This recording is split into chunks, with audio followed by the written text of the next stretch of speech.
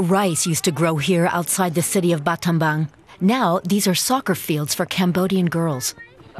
They play barefoot and the field is pockmarked, but both the girls and their coaches take the sport very seriously. The site is also used by older players who make up Cambodia's first international women's squad. One of its members is Lee, who's 15 years old.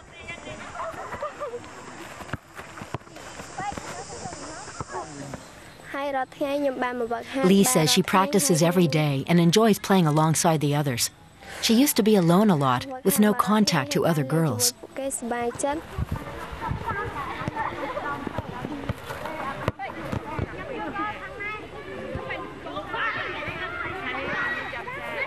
I'm curious to find out more about Cambodia's ambitious women's soccer program and why here, of all places, so many girls are interested in the sport. It all began thanks to Sam Schweingruber, a 33-year-old from Switzerland who founded the SALT Academy, short for Sports and Leadership Training, in 2006. Sam says that for him, soccer is a means to an end. He says their aim is to use the sport to help girls build more self-confidence and make them part of society. It also gives them a chance to develop their personalities, find personal goals, and become independent. Sam's efforts have helped save Lee from the fate of many teenage girls here. Thousands are sold by their parents or forced into prostitution. A virgin can fetch the equivalent of $800, an average family's annual income. Sam says there are a lot of problems when you take a closer look. Lee had disappeared for a few months because she had to work for her family. I want to know more about what happened. Soccer practice is over for today, and Lee allows Sam and me to visit her at home the next day. Lee lives with her family in a village outside Battambang. Before we arrived, Sam explained to me that women here are regarded in a completely different way than they are in Europe.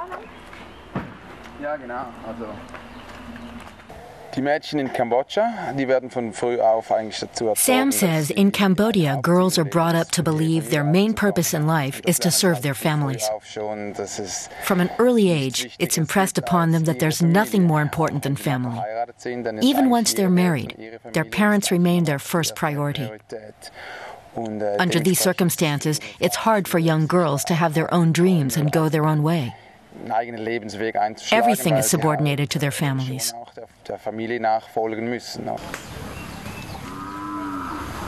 It might look like a tropical paradise here, but most families are extremely poor.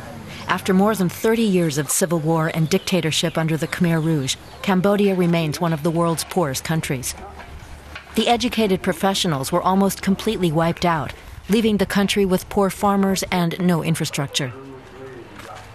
A few chickens and half a hectare of land for growing rice is all Lee's parents have. They barely earn enough to feed their family of 8.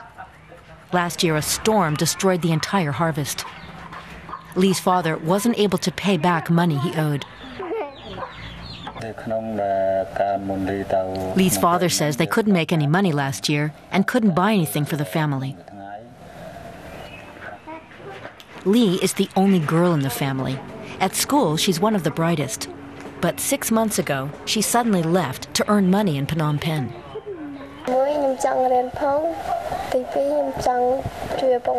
Lee said she wanted to keep going to school and play soccer. But she saw her family was hurting and felt she had to do something.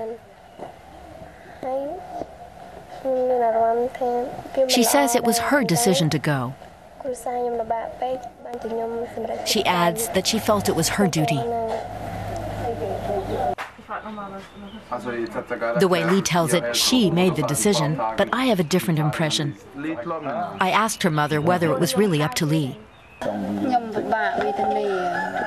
Lee's mother explains that life is hard for the family and that they're poor. But she breaks off in mid-sentence when she starts to talk about her children.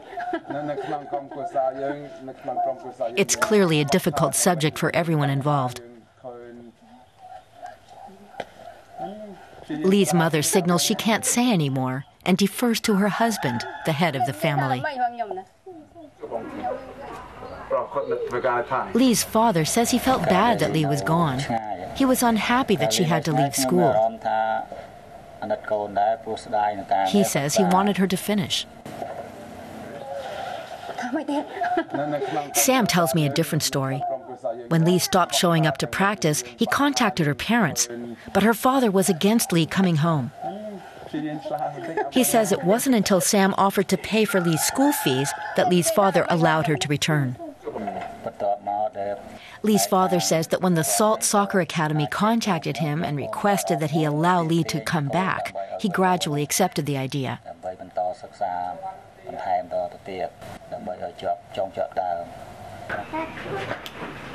Lee has been back home for 3 months.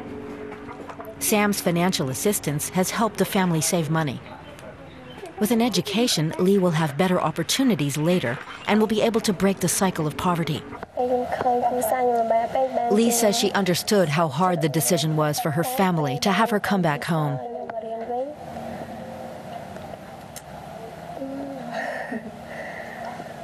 When she found out that the Salt Academy had gotten involved and her parents said yes, she was overjoyed. I left their home with mixed feelings. On the one hand, I can sympathize with the family's financial plight. But on the other hand, it's disturbing what parents will resort to when it's a matter of survival. Sam says in conversations like that, you see how hard it is for parents to talk about the situation and explain their actions. They're in a no-win situation. He says, on the one hand, he senses how they do love their daughter. But on the other hand, they've run up debts. They need money, especially with school fees. And ultimately, they chose to go with the easier option.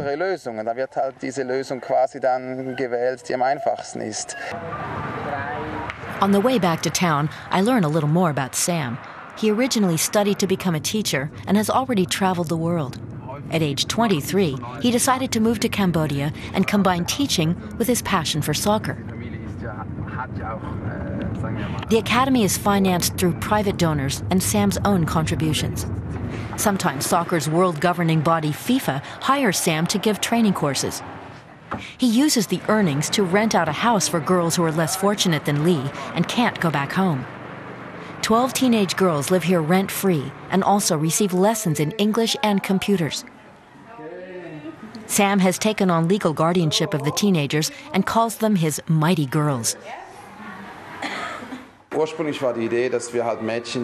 Sam's original idea was to focus mainly on girls who were in danger of being sold to Thailand and give them an alternative form of protection.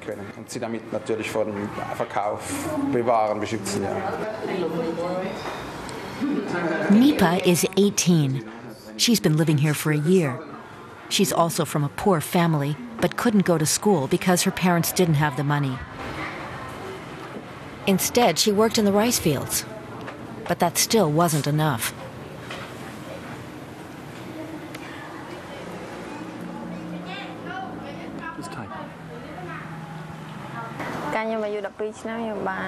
Nipa was 12 when her mother sold her to a buyer in Thailand. She says she spent a year there and it was hard. She was abused and felt horrible. After a little over a year, she ran away. She met Sam through soccer. He recognized her talent and supported her. Today, she's the captain of the Mighty Girls and is training to become a coach.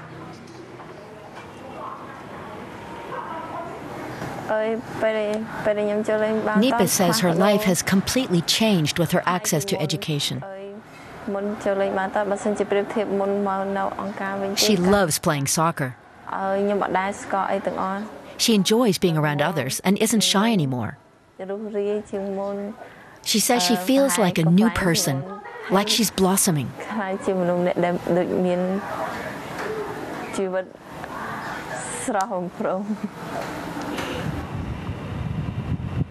The next day, I visit Battambang's airport. Planes haven't taken off or landed here in years.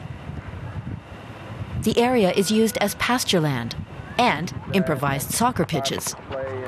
Today, the Mighty Girls are practicing here. In a few weeks, Nipa is set to make her first trip abroad. when she goes to China to get her coaching license. Her goal is to help other girls the way Sam helped her.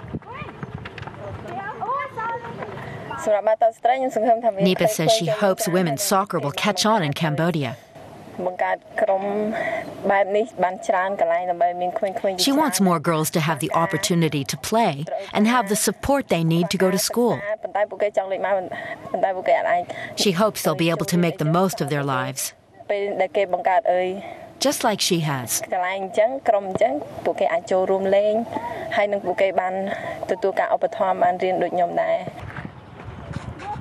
Lee is another of the mighty girls who wouldn't be here without Sam's help.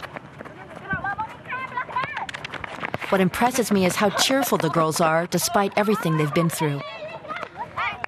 I see in them girls who have a goal, who know what they want. It's something out of the ordinary in Cambodia. Lee hopes the team will go on to win a lot of games. She says she's proud to be a member of the Mighty Girls squad.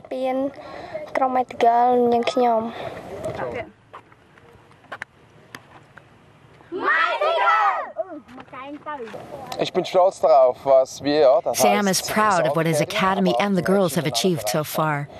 But this is just the beginning. There's still a lot of work to do if they want to prevent girls from being sold by their families.